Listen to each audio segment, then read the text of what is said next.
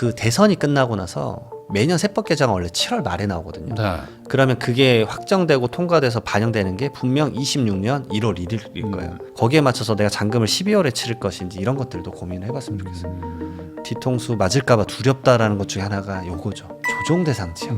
그러니까 세금은 토호제도 물론 이슈인데 조정 대상 지역을 다시 지정할 수도 있다라는 그 문구가 써져 있었잖아요. 네. 그래서 미리 사실 자산가분들은 대비하고 있다가 저 그런 적 있었습니다. 4시간 안에 등기를 쳐요. 증여 등기를 쳐버려요. 네. 왜냐하면 증여 취득세에서 중과가 나거든요. 그렇겠네. 그리고 그때 가면 법원은 이제 아수라장입니다. 등기 소는 내 거부터 해달라고 미리 준비하셨던 분도 많거든요. 네.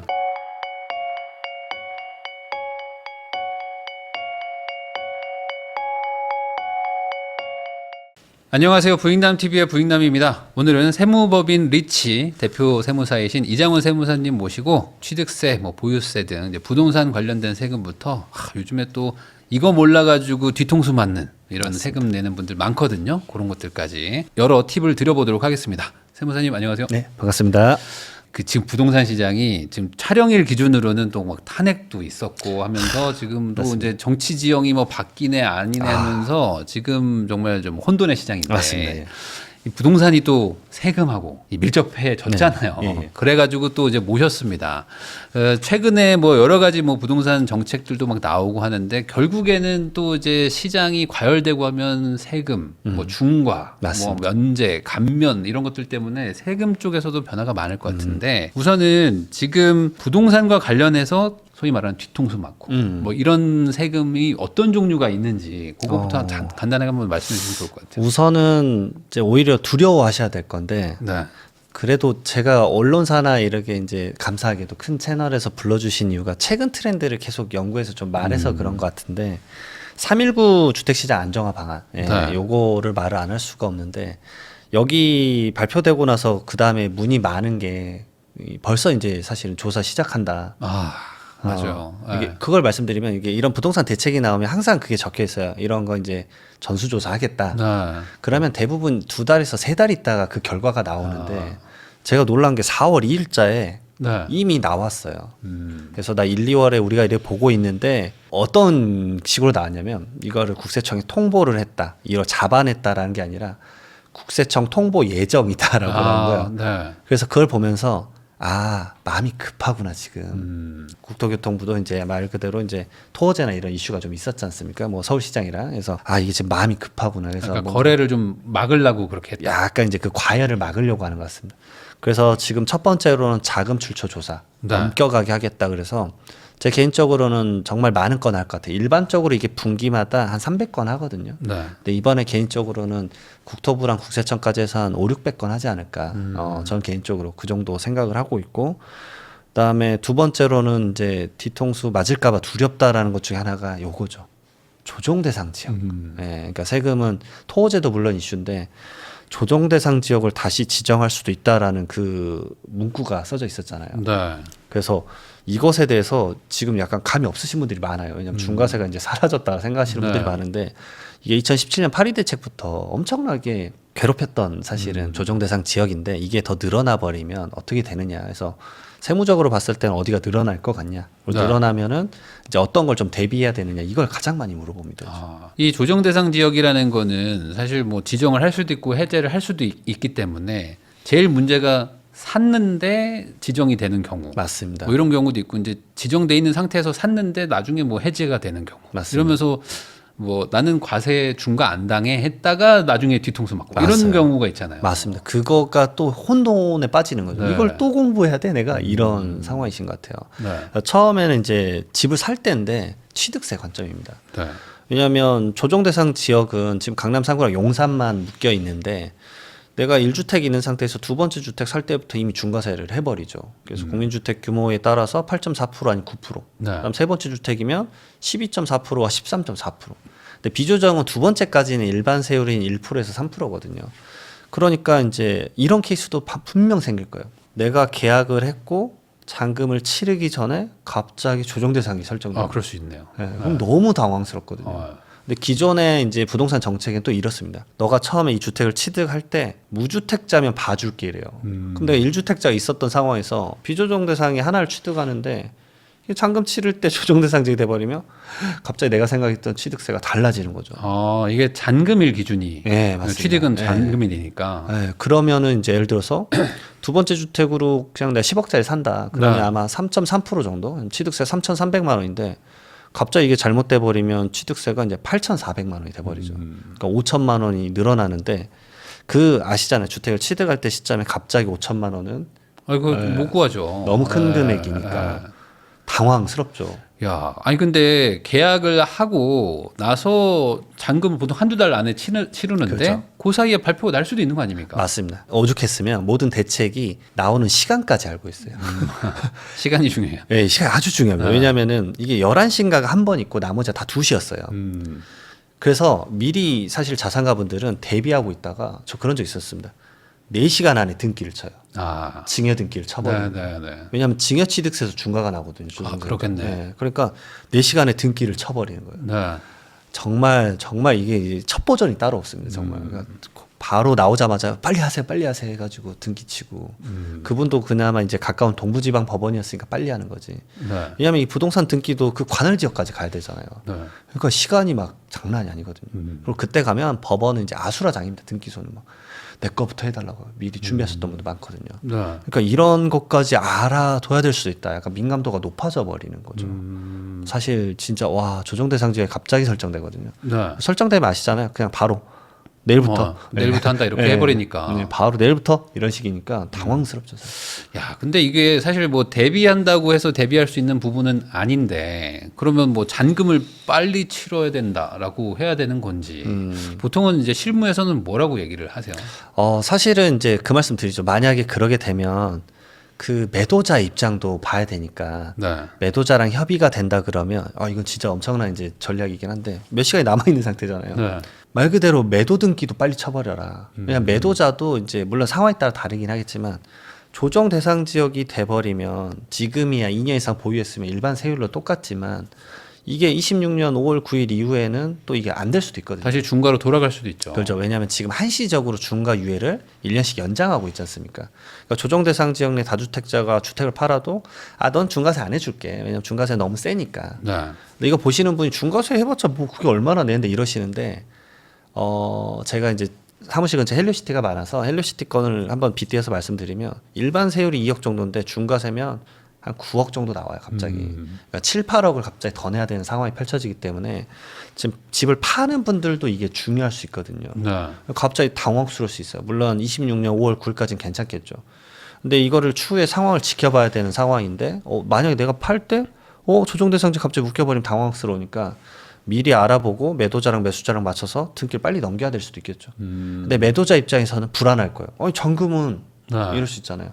그러면 이제 뭐 예를 들어서 뭐 전세권이나 이런 것들 설정하고 왜냐하면 양도소득세는 이 잔금이라고 소유권 이전 등기일 중에 빠른 날이니까 어쨌든 등기가 넘어가면 그 날짜로 딱 봐줄 수가 있죠. 그러니까 돈은 안 받았지만 우선 등기는 바꿔서 소유권은 바꿔놓고 맞습니다. 그다음에 뭐 거기 근저당을 설정하든 뭘 해놓든 잡아놓고 나중에 풀자. 네, 맞습니다. 그런 개념으로. 네. 야, 근데 이게 쉬운 얘기가 아니에요. 절대 쉽지 쉬운 않습니다. 얘기가 이게 몇십억이 왔다 갔다 하기 때문에 야, 내 집 소유권을 너한테 왜 줘 갑자기 이러는데 그렇죠. 그걸 설득을 또 해야 되네요. 네, 그리고 본인 입장에서도 이게 설득이 필요할 수도 있어요. 매수자는 이미 무주택자인 거예요. 네. 나는 어떻게 사도 상관없어. 그러면 잠깐만 이러니까 네, 매도자 매수자가 서로 입장이 있을 수 있어요. 네. 야, 그러면은 요즘에 마포라든지 뭐 성동 뭐 이렇게 좀 동작 뭐 예상되고 있는 지역들의 거래를 할 때는 뭐 특약이든 뭐 이런 것들을 좀 준비를 해야겠네요. 약간은 준비하셨으면 좋겠어요. 특히나 이제 매도자 입장에서는 지금이야 좀 먼 미래잖아요. 거의 1년이나 남았으니까. 근데 이제 추가로 취득하는 사람 입장에서 이게 좀 필요하거든요. 네. 제가 딱 제 생각에는 이제 먼저 풀릴 만한 데가 물론 주택시장의 흐름을 봐야 되겠지만 이걸 이제 설정하는 게 국토교통부 장관님이시니까 네. 추세로 보니까 마포, 성동, 강동 아닐까 싶어요. 처음에. 네, 뭐 다음은 마포라는 얘기들이 좀 있죠. 네. 네. 뭐 그다음에 이제 영등포, 동작, 광진 뭐 이런 느낌일 것 같은데 한강 라인이겠죠. 그래서 한강 라인을 이제 유념해가지고 혹시나 취득을 한다 그러면은 와 이거 취득 시점에 이런 것들 미리 좀 판단을 할 수는 없지만 이제 최대한 인지는 하고 있어서 언제든 잔금을 좀 앞당겨야 될 수도 있겠구나. 네. 사실 매도자 입장에서는 잔금을 앞당긴다 그러면 대부분 좋아하실 것 같아요. 이제 싫어하실 만한 니즈는 많진 않으니까. 잔금을. 예. 네. 근데 잔금을 보통은 이제 좀 일부러 잡아놓는 게 돈도 좀 마련하고 뭐 맞습니다. 집도 팔고 하려고 그러는 거잖아요. 맞아요. 근데 쉽지 도저히 안 않을 것 되면은 등기만이라도 바꿔줄 수 있다고 특약을 걸어라. 쉽지 않은데. 예, 아주 쉽지 않은 소리긴 합니다. 그러면 사실은. 이거 예전에도 이런 일들이 있었을 때 막 그렇게 막 몇 천만 원씩 막 뭐 몇 억씩 이렇게 날렸던 그런 케이스들이 있었다는 거 아닙니까? 아 있죠, 있어요. 그리고 세법 개정이나 이런 것들을 미리 인지하지 못하고 하는 경우가 진짜 많아요. 그러면 이거 어떻게 뭐 구제는 안 되는 거예요? 와, 그래서 잔금을 빨리 치러야 되거나. 아, 그리고 특히나 이제 제가 봤을 때는 대선이 끝나고 나서 항상 대선이 끝나면 세금적인 것도 부동산 정책으로 분명 뭔가 나올 거예요. 그러겠죠. 예, 분명 이제 종합세트 항상 이렇게 준비하셨다가 좀 싱크탱크에서 풀잖아요. 네. 그거를 좀 연구를 고민을 좀 하셔야 될 것 같아요. 저도 이제 제 채널에서 분명 말은 하겠지만, 근데 아시잖아요. 주식이랑 똑같습니다. 너가 대처가 될까? 그런 상황이 돼버리니까 예, 쉽지 않죠. 그럼 결론은 잔금을 최대한 좀 빠르게 치는 정도로 하지 않으면 현실적으로 대응하기는 쉽진 않다. 그나마 이제 만약에 준비를 한다 그러면 조정 대상 지역은 우리가 예측할 수 없죠. 요입당 해버리니까. 그 대선이 끝나고 나서 매년 세법 개정은 원래 7월 말에 나오거든요. 네. 그러니까 이번에 대선으로 되시는 분이 이제 6월 달에 아마 대선이 확정이 될 거니까. 네. 그러면 7월 말까지 딱 2달 정도 있거든요. 그때 어떤 정책들이 분명 그 개정세법에 반영이 될 거예요. 그러면 그게 확정되고 통과돼서 반영되는 게 분명 26년 1월 1일일 거예요. 그 반년 동안에 연구하는 건 충분하죠, 시간이. 그래서 고민을 하셔야 되고, 그 다음에 1월 1일부터는 세법이 아예 다른 게 적용되니까 거기에 맞춰서 내가 잔금을 12월에 치를 것인지 이런 것들도 고민을 해봤으면 좋겠어요. 특히나 사실 연말로 갈수록 대출이 안 되니까 잔금이 꼬이는 경우가 엄청 많아요. 그래서 이제 뭐 이런 경우도 많았어요. 12월 24일 날 잔금 치르기로 했는데 갑자기 매수자가 연락이 오는 거죠. 제 상황이 됐다. 갑자기 대출이 막혀가지고 뭐 1월 7일 날 된다더라. 이제 황당하죠, 그러면. 이제 그런 것들을 서로 매도자랑 매수자가 좀 인지를 해야 돼요. 지난 그 탄핵 때는 5월 10일에 당선이 되시고 5월 말엔가 아마 부동산 대책이 하나 나왔는데 맞아요. 조금 뭐 밍밍한데 하다가 파리 대책 팍 터졌었거든요. 그런 것처럼 아마 한 두세 달 정도 맞아요. 여유가 있으니까 그 전에 어떻게든 잔금을 빨리 좀 정리를 하셔야 된다. 혹시나 이제 또 묶이면. 네. 예. 근데 이건 좀 개인적으로는 좀 불합리한 것 같아요. 그러니까 이 부동산이라는 것 자체가 그 실시간 대응이 안 되는 건데. 안 돼요, 안 돼요. 근데 정책은 그냥 그렇게 해서 약간 일종의 소급 적용이 돼 버리는 거잖아요. 이게. 맞아요. 그러니까 억울한 상황이 펼쳐지죠. 아, 그래서 특약을 좀 이제 걸어주거나 부칙을 걸어서 네. 좀 이제 선의 피해가 안 발생하도록 하기를 좀 바라는 뿐이죠, 사실. 그러면 말 나온 김에 반대로 조정 대상 지역이었었는데 뭐 해제가 된다거나 뭐 그러면은 뭐 반대로 또 이득만 있는 걸까요? 이득만 있는데 이제 놓치는 경우가 하나 그겁니다. 내가 조정 대상 지역 때 그 주택을 취득을 했었는데 네. 이제 비조정 대상 지역 되니까 나는 이제 거주 안 해도 비과세 되겠다. 뭐 2년 중과 이상 안 되고 거주. 뭐 이래 네. 하다가 근데 이제 비과세 요건은 유일하게 취득 시점으로 따집니다. 네. 그러니까 예전에 지금 조정 대상 지역 거의 다 풀렸는데 예를 들어서 뭐 마포구라고 해보면 근데 마포구 예전에 조정 대상 지역 때 내가 취득했었는데 이제 비조정이니까 혹시나 조정 또 묶이면 골치 아프니까 지금 비과세로 팔아버리자 네. 던졌는데 문제는 내가 2년 거주를 안 했던 거죠. 근데 지금 비조정이니까 거주 안 해도 됩니다라고 하시는 분들이 아직도 있는데 그거는 이제 취득할 때 시점이다. 그러니까 취득할 때 조정 대상 지역이었으면 추후에 해제되더라도 무조건 2년 이상 거주를 채워서 팔아야 비과세가 된다. 그래서 그나마 이걸 맞출 수 있는 게 상생임대주택. 네. 그 제도를 잘 활용해가지고 내가 5%율을 잘 지켰는지 따져본 다음에 요건 되면 2년 거주한 걸로 봐주니까 그걸로 비과세를 좀 챙겨라. 상생임대주택에 대해서 잘 모르시는 분들도 있으니까 상생임대주택은 그냥 조건만 잘 맞춰놓으면 자동 인정이 되는 건가요? 아니면 뭐 무슨 뭐 인정했다고 뭐 도장을 받으러 가야 되나요? 어떻게 되는 건가요? 도장을 받지는 않고요. 잘 말씀 주셨는데 내가 이제 전세 끼고 샀죠. 갭 투자를 했는데 거기에서 내가 거주를 도저히 할 수 있는 상황이 아닌 거죠. 그러면 너가 말 그대로 상생하는 임대 형태를 줘라. 말 그대로 임대료도 5%만 올리고 그다음에 뭐 직전 임대 기간 1년 6개월 이상 하고 상생 임대 2년 딱 맞추면 너는 이제 말 그대로 좋은 임대인이니까 비과세 받을 때 2년 거주는 안 했지만 1회 고생했으니 2년 거주한 걸로 봐줘서 네. 비과세를 받게 해주겠다. 그 제도입니다. 그래서 비과세를 받았을 때 안 받았을 때 세액 차이가 마포구 같은 경우는 기본 2, 3억씩 날 거예요. 그러니까 그거를 잘 챙기시는 게 분명 큰 혜택이다. 그러면 그 챙길 때는 뭐 그냥 내가 인정받았겠거니 하고 있는 건가 아니면 어디 가서 뭐 이렇게 검증을 받을 수 있는 건가? 기존에 있던 임차인들의 임대차 계약서를 첨부를 해야 돼요.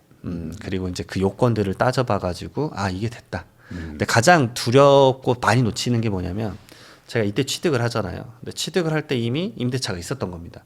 그러면 이 임대차가 이때 끝날 텐데 이거는 제외하고 그 다음에 2번을 임대 줘야 돼요. 소유권 얻은 다음 이후에 2번을 맞습니다. 해야 되니까 5%율. 한 4년 이상은 이제 임대를 맞습니다. 해주는 느낌인 거죠. 그래서 최근에 그 기간도 늘려줬죠. 그래서 26년 12월 31일까지 상생 임대차 계약을 맺으면 오케이, 너는 한 걸로 봐줄게.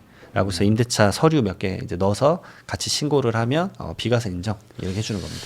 그래서 저도 이제 부동산 투자 보면서 그냥 저는 세금에 대해서는 이렇게 이해를 하기로 했어요. 뭐냐면 최대한 불리하게 적용한다. 나한테 어떻게든 불리하게 적용하는구나. 국세청에서. 그렇게 어렵죠. 생각하면 대충 맞더라고요. 맞죠? 뭐 조정세금을 풀려도 나한테 최대한 불리하게 하고. 네. 그래서 항상 제가 말씀 권하는 게 네. 계약서 쓰기 전에 제발 세무사님한테 물어봐라. 진짜 중요해요. 네. 계약서 쓰고 나서는 갑자기 물러버리면 이게 배액배상으로 너무 크잖아요. 그러니까 어쨌든 계약서 쓰기 전에 지금 아무리 본인이 공부를 많이 해서 비과세라고 하더라도 저희가 이제 재산제 이렇게 하는 세무사님들끼리 이 격언처럼 쓰는 게 있거든요. 세무사는 무조건 그래도 재산세 잘하는 사람 3명은 만나보고 결정해라. 왜냐면 3명 중에 1명이라도 의견이 다르면 왜 다른지 그걸 알아야 된다. 왜냐하면 그 세무조사관이 그 의견을 갖고 있을 수 있으니까. 그걸 정말 명심하라고 얘기하고 있습니다. 그래서 꼭 조심해서 꼭 이게 워낙 큰 금액이 왔다 갔다 하고 특히 이제 뭐 한 5, 6억대 이런 게 아니라 뭐 한 10억, 20억, 뭐 30억 이런 것들을 사실 때는 세금만으로도 이게 정말 휘청휘청하니까 조심하셔야 됩니다. 그리고 이제 그 자금 조사, 뭐 자금 출처, 뭐 이런 것들 막 따진다고 하면서 계속 뭐랄까요, 정부에서 좀 돈, 뭐 어떻게 출처 어떻게 되는지 막 따져볼게 막 이렇게 압박을 하고 있는데 아까 말씀하신 것처럼 뭐 국세청의 통보 예정, 뭐 의심 거래, 뭐 이렇게 하지만 실제로도 이게 정말 많이 문제가 되는지도 좀 궁금하거든요. 진짜 필드 얘기 말씀드리면 강남 상구랑 용산에서는 아파트 사면 그냥 거의 오신다고 보시면 돼요. 예. 저는 초대장이라고 불러요. 당신을 초대합니다. 세무조사로 초대합니다. 네.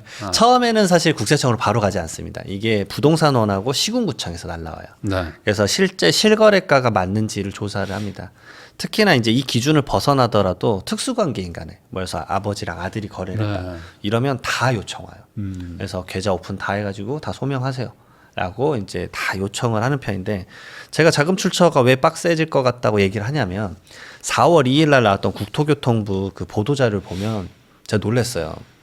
그 15억 원짜리 아파트를 아버지가 아들에게 싸게 판 거예요. 그래서 4억이 거기가 뭐 아들이 실제 자금을 줬고 11억 원을 아버님이 팔자마자 바로 세일 앤 리스 거기서 이제 바로 사는 거죠. 거주하시는 걸로 전세계약서 11억 원으로 한 건데 첫 번째로는 기존에 이렇게 보도 자료를 하면 이제 좀 그렇지만 이제 뭐 이 금액도 물론 큰 금액이긴 한데 기본적으로 나왔던 건 30억 이하는 안 나왔어요 보도 자료에. 왜냐면 부동산 가격이 너무 올라가니까 좀 큰 것들을 이제 보도 자료에 올려서 명심하시고 조심하십시오. 네. 근데 이번에 저는 첫 번째 보도 자료 예시가 15억짜리 나온 거 보고 아니 이 정도까지 이걸 조사할 정도인가라는 생각이 첫 번째가 들었고 두 번째로.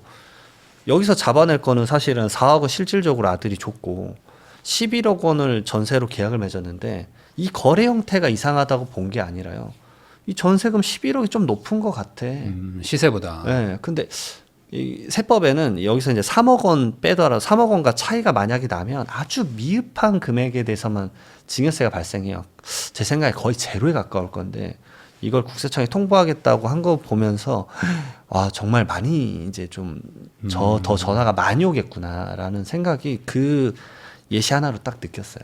예전에는 좀 그래도 좀 비싼 집들 위주로였다면 지금은 그 정도까지 아닌. 사실 15억대 정도면은 뭐 서울에서 약간 뭐 중상위 지역의 금액들도 맞는데 그게 다 해당이 될 수 있다.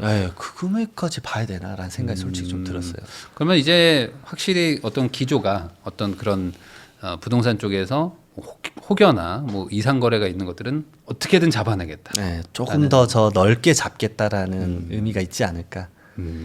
생각이 듭니다 좀. 그러니까 그 조심하셔야 되겠어요. 오히려 특히 이제 특수관계인 거래를 보면 좀 말도 안 되게 이분 왜 이렇게 싸게 거래했지라는 맞습니다. 것들 툭툭 떨어지는 거 있잖아요. 맞아요, 뭐 25억 갑자기 17억 네, 이런 거 맞습니다. 있잖아요. 이런 거는 거의 100% 문제가 되는 거죠. 거의 100% 조사를 하는데 그게 절세가 되는 건데 잘못 신고하니까 꼭 많이 그런 거예요. 그러니까 보도자료 보면은 딱 보면 터무니없으세요. 뭐 그러니까 40억짜리를 자녀한테 뭐 27억에 팔았다.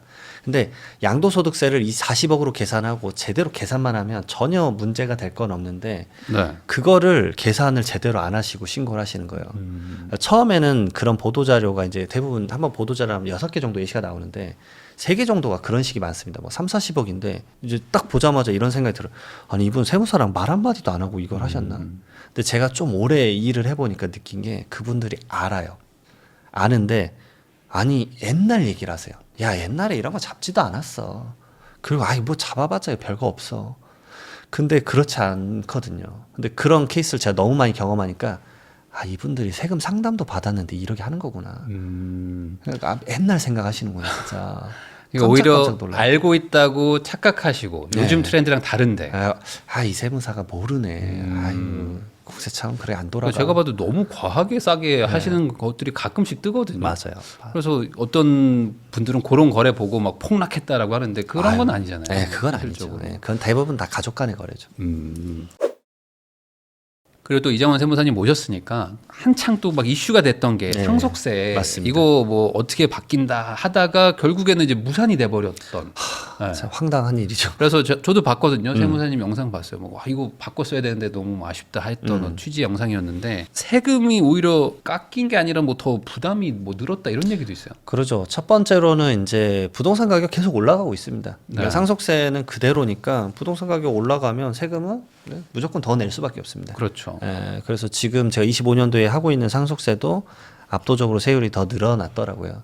부동산 가격이 뭐 주춤하신 것 같지만 생각보다 많이 안 떨어졌거든요. 네. 실질적으로. 그리고 이제 거래되는 거는 시세지만 세법상 계산하는 건 시가를 계산하니까 실질적으로 가격이 그렇게 안 떨어져요. 그게 이제 첫 번째고 두 번째로는 세금 부담이 늘어나는 게 이제 기존에는 비주택에 대해서 뭐 이런 상업용 부동산 이런 것에 대해서 기준시가로 신고를 하면 감정평가를 해가지고 가격을 올렸는데 지금 25년 되고 나서는 주택에 대해서도 안 돼. 기준시가 인정 못 해. 너 감정평가 받아서 신고해. 이게 주로 이제 단독주택이나 다가구 주택이에요. 네. 근데 제가 실제 경험을 했어요. 2월 달에.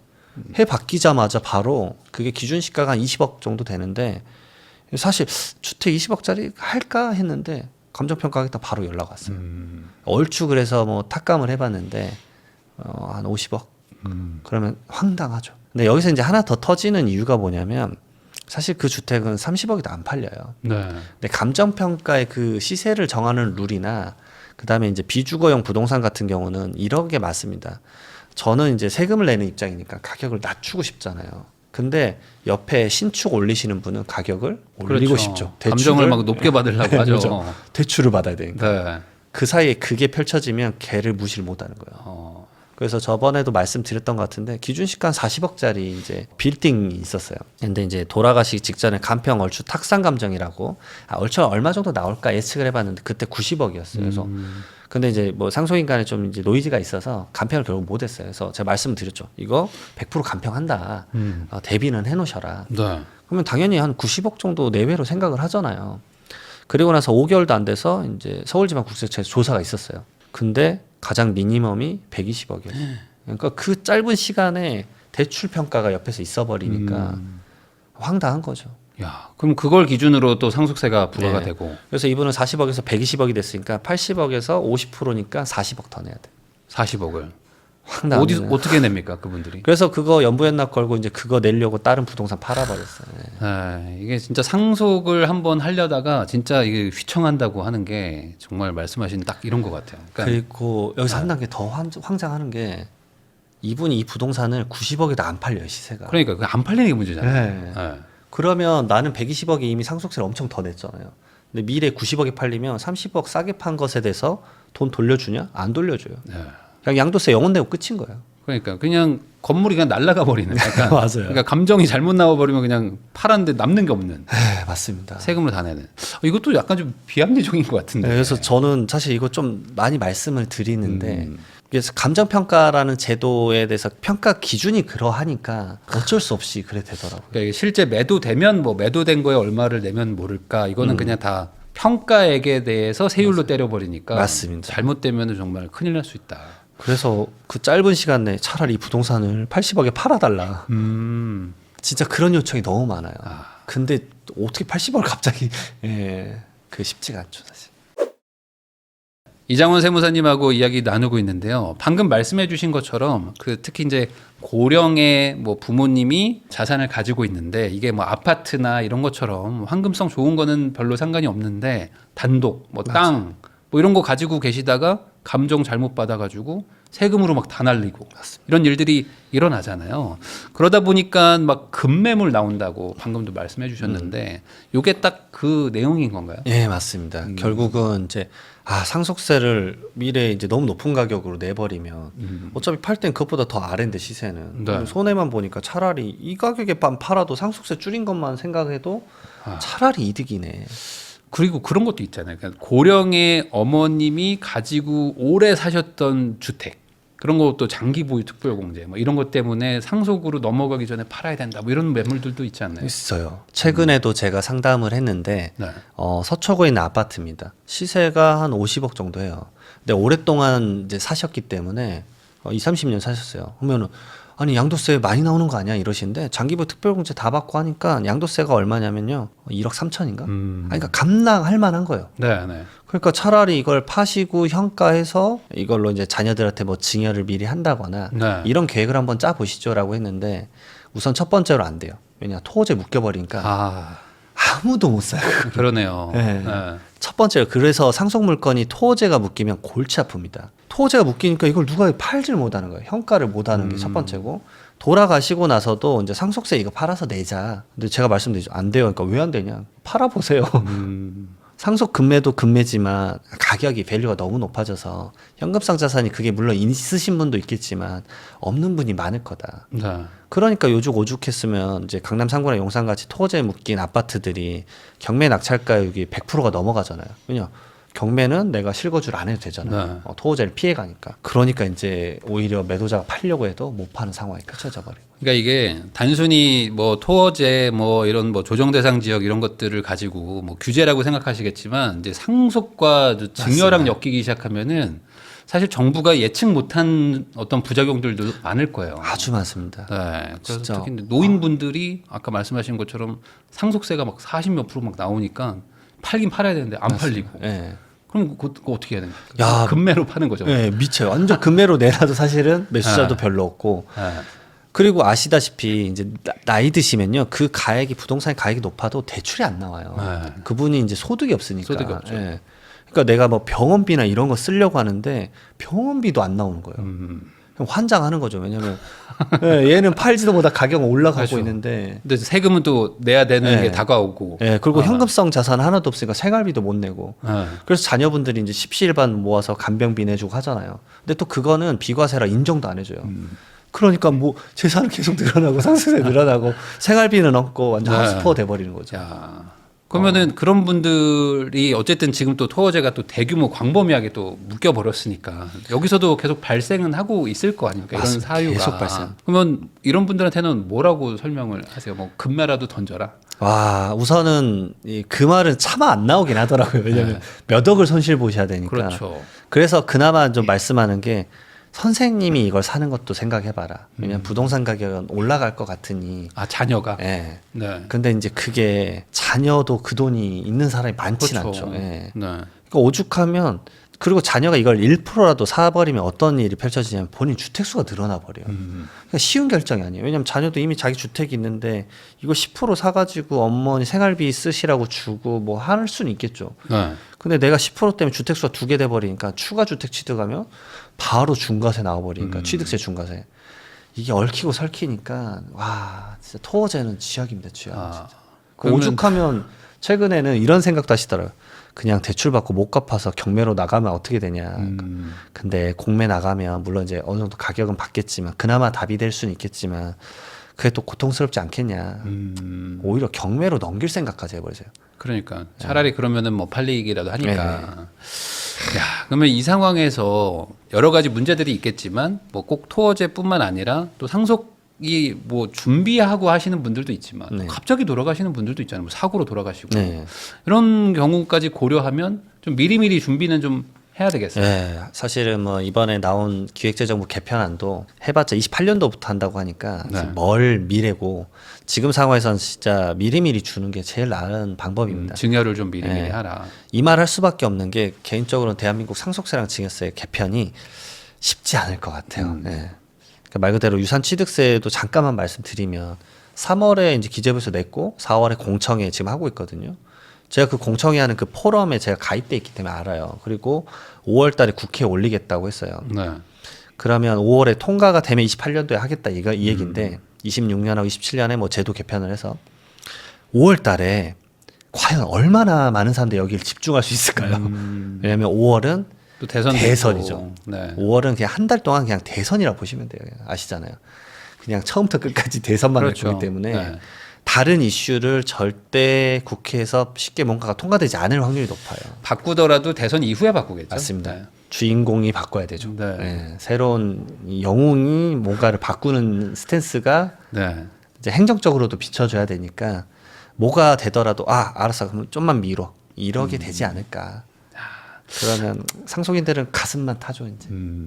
뭐라고 그래야 될까? 상속이라는 건 어찌 보면 이제 돌아가시면서 이렇게 발생하는 거기 때문에 뭐 기다려 달라고 할 수 있는 상황도 맞죠. 아닌 거고 또 갑자기 또 건강이 안 좋아지셔가지고 저도 이제 이런 케이스를 좀 본 게 중환자실에 가시면 그때부터 부모님 걱정하는 것도 있는데 이제 상속 문제가 이제 막 생기면서 맞습니다. 이거 세금이 얼마야 하면서 그때 가서 이제 막 부랴부랴 막 상담 다니시는 분들이 있어요. 맞아요. 예. 그러니까 이거는 좀 해결을 해야 되는데 현 제도상에서는 어쩔 수 없다면 그러면은 세금 걱정을 그나마 좀 줄일 수 있는 방법은 뭔지 좀 설명을 해주시면 좋을 것 같습니다. 첫 번째로는 진짜 이게 제도적인 문제이기 때문에 네. 먼저 제도적으로 여야가 좀 얘기 나눈 게 있습니다 이미. 일괄공제 뭐 5억 원을 뭐 8억 원을 올리자, 네. 뭐 아니면 10억으로 올리자. 그다음 배우자 공제도 기초 최소 5억 원인데 그래도 10억 원을 올리자. 이런 얘기는 여야가 합의를 다 봤어요. 25년 초반에. 그러면 이거는 좀 빨리 사실 패스트 트랙으로 해서 통과시킬 수도 있는데 이게 안 되는 게 좀 아쉬운 것 같고요. 첫 번째로. 네. 두 번째로는 말 그대로 중환자실에 계시면 대부분 이런 생각을 하세요. 아버님 먼저 옆에서 지켜봐 드려야지. 그래서 말씀 주신 대로 상속세를 알아보시는 분은 진짜 상위 진짜 1% 같아요. 진짜로. 하긴 또 그것도 그래. 네. 네. 감정적으로. 네, 네. 그 와중에 너 그 와중에 벌써 재산 챙기냐고 이래버리거든요. 그 얘기하죠. 옆에 고모가 해. 네. 고모가. 그 우리 집안은 이미 얘기 다 됐는데, 네. 근데 그 고모나 이제 맞아요. 사촌 형이 와가지고 너 이거 이놈 썩을 놈이네 막 이래버리니까. 그렇죠. 근데 세금이 막 뭐 몇십억인데. 네. 하다못해 그 상황에서 저는 제가 할 수 있는 말이 이런 거거든요. 그 간병비나 병원비를 자녀가 내면 안 돼요. 아버지가 갖고 있는 재산에서 내야 상속세가 낮아지잖아요. 그렇죠. 자녀가 대신 내줘봤자 그거 인정도 안 해주거든요. 그러니까 이런 자그마한 것들부터 생각보다 챙길 게 많아요. 그러니까 뭐 사전에 이제 이런 상속 그런 것들을 뭐 짜봤자 얼마나 되겠어 하는데 몇 억씩은 줄어들어요. 근데 그게 돌아가시면 1원도 못 줄인다는 거죠. 그렇죠.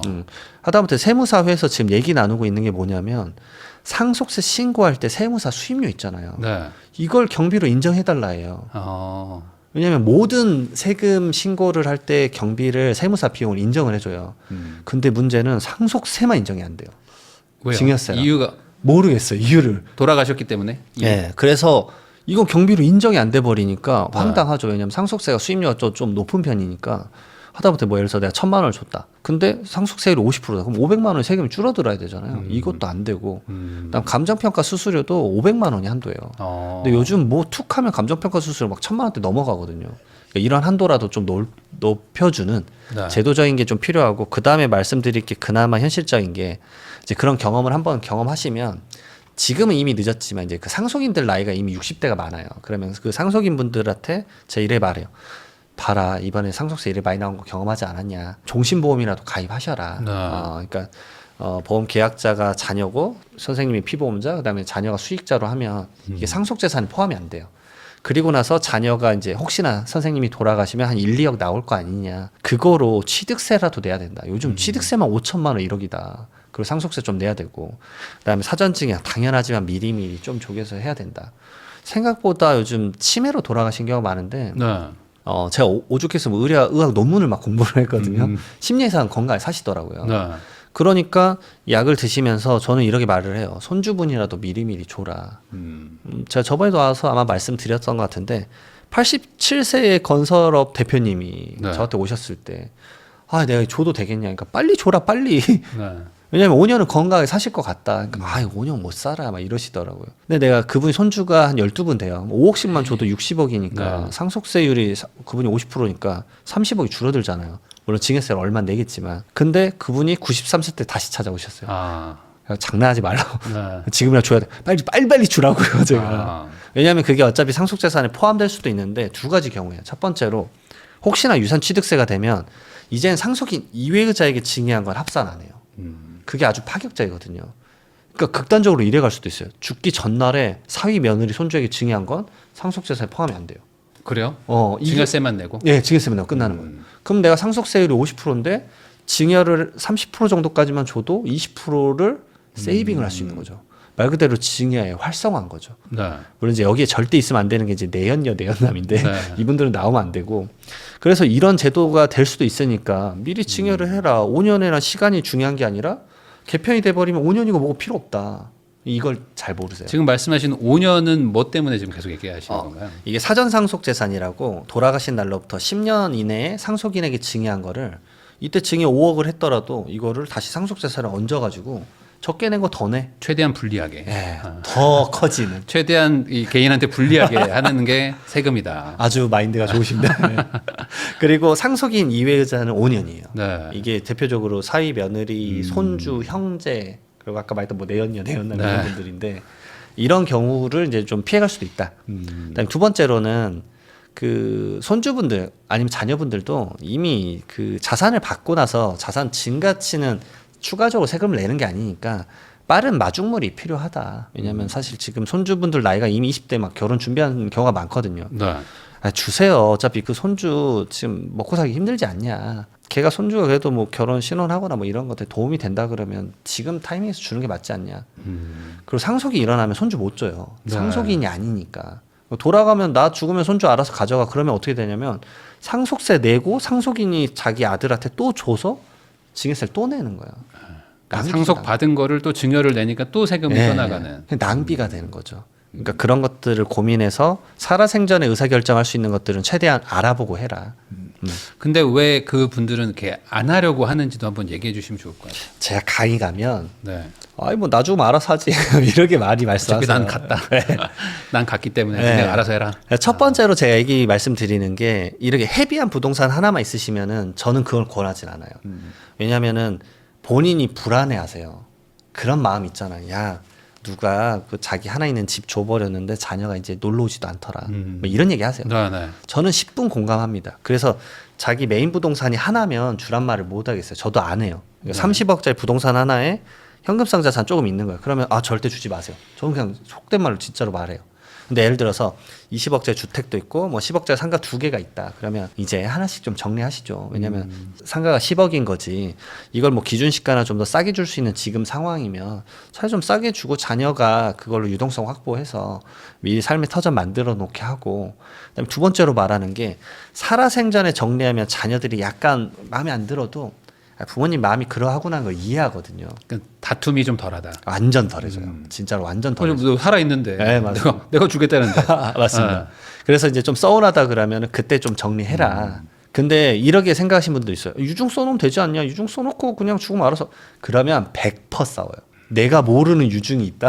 네. 내가 상속인 형제 중에 한 명인데 뭐 형이랑 누나가 뭐 유증을 이렇게 받는 유증이 있다? 그럼 첫 번째로 저거 유증 진짜 맞아? 진위 여부. 예. 네. 아버지 치매 걸렸을 때 가서 쓴 거 아니야? 그걸 우선 1차전. 2차전 상속 재산 갖고 싸우고요. 그러다가 상속세 신고를 안 해요. 그러면 상속세 신고는 하루만 늦춰줘도 가산세가 20%거든요. 네. 그렇게 싸우시다가 40억 상속세 못 내서 바로 8억 원 가산세 생긴 분이 있어요. 3차전은 세금 나면 또 싸워요. 네. 한 3년에서 5년 싸워요. 그걸 바라시진 않을 것 같아요. 그래서 혹시나 재산이 이렇게 포트폴리오가 좀 다양하게 구성돼 있으면 제발 마음을 좀 열어주셔라. 네. 예. 그리고 시점을 뭐 지금 당장 주라는 게 아니라 시점 뭐 미리 얘기라도 좀 나눠서 하라고 말씀드립니다. 상속은 사실 뭐 이렇게 시점을 바꿀 방법이 없지만 증여는 이렇게 하려고 하다가 세금이 많이 나올 것 같으면은 다시 안 할 수도 있는 거죠. 맞습니다. 그리고 증여는 줬다가 취소할 수가 있어요. 취소도 가능해요. 3개월 이내 취소하면 둘 다 증여세 안 나와요. 근데 그게 부동산이다 그러면은 취득세를 물릴 수는 없어요. 아, 취득세는. 그래서 요즘 많이 하는 게 효도계약서. 결국 이제 증여에다가 조건을 거는 거죠. 너가 이런 조건을 안 해? 그럼 이거 증여 취소야. 네. 그것도 많이들 여쭤보세요. 그게 효력이 있는 거예요. 예, 효력이 있더라고요. 월 1회 와서 밥 2시간 먹고 간다, 이런 거를 하는 거예요. 맞습니다. 이걸 지켰다 안 지켰다 가지고 또 네, 부모님과 그렇죠. 또 이렇게 싸움이 그렇죠. 있을 수 있다. 그렇죠, 있죠. 손주가 노래 3곡 불러야 된다, 뭐 이런 거 있고. 3분 50초 이상으로 그런 것들도 하는군요. 네, 맞습니다. 그러니까 그렇게 해서 주는 거는 또 괜찮을 수 있겠네요. 네, 그래서 이제 우리 그냥 관계지만 항상 그래도 이런 걸 지킬 건 지키자라는 걸 적자. 왜냐하면 이런 케이스도 있었어요. 증여를 해서 줬는데 네. 부동산 가격이 계속 올라가니까 자녀가 거기다 추가로 계속 대출 받아서 주식이랑 코인 하신 거예요. 근데 결국은 이제 안 터진 거죠. 그래서 이제 그 부모님이 화가 나서 다시 갖고 왔어요. 그리고 연을 끊었어요. 가져올 수 있어요. 다시 결국은 매매로 했어요. 그러니까 이제 속이 타죠. 그때 줄 때도 세금 많이 냈는데 거래세 다시 갖고 올 때도 세금 많이 내야 되니까. 속이 그러면은 아까 말씀하셨던 그런 케이스를 막으려면 뭐 그거를 이제 뭐 가처분 걸고 막 이렇게 하시나요? 그거는 결국 가족끼리 문제인 것 같아요. 또 불안해하시는 경우도 있으니까. 소유권을 넘겼는데 얘가 사고 칠 것 같아. 네. 그래서 거실 뭐 있었어요, 사실 진짜. 있어요. 그리고 약간 자녀분들도 마인드를 바꿔야 돼요. 막 이제 제가 하면 항상 증여하면 자녀분들 데리고 오라 그래요. 왜냐하면 10억짜리 주면요 고마워하지도 않아요. 이거 지금 공감 많이 하실 거예요. 고마워하지도 않아요. 네, 그러니까 알았어 고맙다고 이러세요. 맞아. 네. 그러니까 그게 본인이 말하면 인지를 못 하시는 것 같아요. 그래서 제가 말씀드려요. 이제 데리고 오라. 그래서 제가 앉혀놓고 말을 해요. 선생님 연봉이 한 5천 되는데 사실 세금 떼고 이거 준조세 떼면 생활비 세고 떼면 2천만 원이 남는 2천에서 2,500 남으실 건데 10억짜리다 10억짜리. 당신 이 패턴 가면 20년이다 20년. 지금 20년의 세월을 앞당겨 준 거다. 어머님 20년 고생한 걸로. 네. 그 마음을 알아야 된다. 이 마음을 먼저 내가 알라고 말을 해드리는 거고 두 번째로는 이제 당신 공부해야 된다. 이렇게 좋은 부인남 이런 채널 보면서 공부해야 된다. 이젠 경제 공부 하셔야죠. 10억짜리를 지키는데 비과세가 뭔지도 모르면 당신 이건 좀 치명적인 것 같다. 당신 재산 제대로 못 지킬 거다. 제발 공부해라. 그 말을 이제 제가 해드려요. 그러니까요. 참 이게 세금이라는 게 어찌 보면은 그 부모님의 그 속상함도 같이 또 해결도 해줘야 되고 참 고생이 많으십니다. 이장원 세무사님하고 이야기 나누고 있는데요. 워낙 이제 고령화 사회도 되고 그리고 이제는 막 초고령화 사회까지 가니까 이제 나도 나이가 많지만 우리 애도 나이가 많은 이 상황에서 이제 어떡하지? 근데 또 손주는 또 크고 있고 맞습니다. 그러다 보니까 이제 많은 분들이 야, 이거 현금이나 뭐 금으로 줄까 하면서 이렇게 몰래 해주시고 아니면 뭐 교육비로 지원해주고 막 하시잖아요. 근데 요것도 어쨌든 국세청에서는 어떻게든 잡아내려고 할 것 같은데 맞습니다. 네. 네, 기본적으로 현금 계좌이체 같은 거 하는 거는 아주 위험한 거죠. 우선은 최근에 이제 부동산 대책이 또 나왔으니까 혹시나 이제 저걸 받고 나서 네. 저걸로 자녀가 이제 부동산을 취득한다. 뭐 네. 취득 자금이 됐다 그러면 저거는 증여세 신고 안 하면 아주 리스크예요. 생각보다 제가 이제 그 상속인이든 피상속인이든 고객들의 계좌 뭐 10년치 걸 볼 일이 많잖아요. 가격 높은 수는 쭉 솔팅을 해보면 사실상 일반적인 개인분이 1,000만 원 이상 거래하는 내용은 평생에 몇 번 안 돼요. 특히나 그게 이제 부동산 거래하는 이런 큰 거래 내용만 있거든요. 네. 그것들만 클릭해서 잡아내면 너무 쉽게 잡아낼 수가 있어요. 그러니까 너무 쉽게 생각하시는 경향들이 있는데 예를 들어서 그러면 매일 그냥 100만 원씩 받아가지고 모아놔서 쓰면 되지 않냐. 그 쓸 때 결국 그 재원이 어디서 났느냐를 물어볼 수밖에 없기 때문에 네. 너무 간단하게 생각하시면 안 된다. 그리고 이제 상속세 세무조사 펼쳐지면 기본적으로 아버지랑 뭐 자녀다라고 가정을 해보면 100만 원 이상의 이체 내역은 거의 다 솔팅해가지고 초명하세요. 소명 못하면 전부 다 이제 증여라고 보겠습니다. 그래서 네. 증여세 맞고 10년 이내의 증여니까 상속재산이 또 포함되고 그런 식으로 과세가 아주 눈덩이처럼 커질 수가 있습니다. 네. 그래서 이제 현금 계좌이체가 국세청에 무조건 통보된다. 그 통보되더라도 속된 말로 말씀드리면 그걸 다 조사 안 해요. 왜냐하면 잠깐 빌려줬을 수도 있으니까. 결국 어떤 큰 이벤트가 펼쳐졌을 때 정상 개념으로 한 번에 때릴 수가 있다. 그걸 좀 유념해라. 제가 그 말씀드립니다. 그러면 가능하면 뭐 정말 뭐 돈 거래한 거 아니면 아예 계좌이체는 안 하는 게 좋겠네요. 기본적으로. 아니면 차용증을 쓰고 제대로 갚던가. 그러게 하셔야 돼요. 부모님한테 용돈 주는 경우 좀 있지 않습니까? 네. 그런 것들도 나중에 문제가 되는 건가요? 그래서 부모님에게 이제 예를 들어서 내가 역으로 용돈을 줬다. 당연하게 부양이라 해서 봐줘요. 네. 근데 내가 받으면 그건 문제가 돼요. 아니 항상 근데 이제- 이런 거 있잖아요. 부모님한테 뭐 매달 200씩 보내줬어. 예. 이런 건 문제를 안 삼아요? 아니면 그것도 소명을 해야 되나요? 그거는 대부분 문제는 안 삼아요. 근데 부모님이 그걸 받은 재산으로 어떤 부동산을 샀는데 네. 부모님도 마찬가지로 취득자금 소명을 해야 되잖아요.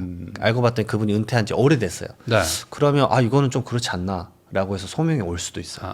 그럼 반대로 부모님이 우리 애한테 용돈을 주는 거는 증여로 나중에 한 방에 맞을 수 있다. 네, 한 방에 맞아요. 그래서 생활비 줘도 안 걸린다 하시는데 말씀드리시는데 그걸 다 잡아낼 만큼 국세청이 한가하지 않아요. 100만 원, 200만 원 줬는데 그거 언제 그거 다 잡고 있겠습니까? 네. 특히나 자녀에게는 10년간 5천만 원 공제도 되고 네. 그다음에 혼인이나 출산하면 1억 원 공제 더 되잖아요. 그러니까 그러게 이슈를 삼지 않아요. 그 제도가 생긴 것도 이제 막 결혼하는 신혼부부가 자금 출처 소명이 제일 안 돼요. 그렇죠. 맨날 걸리니까. 그래서 네. 이거 웬만하면 넘어가자. 이것 때문에 결혼 안 해버리면 어떡해. 라고 해서 그 공제가 생긴 거예요. 네. 네, 개인적으로 생길 거면 2억까지 늘려줘도 되지 않았을까. 왜냐면은 좀 더 결혼하는데 좀 더 많은 자금이 필요할 수 있으니까.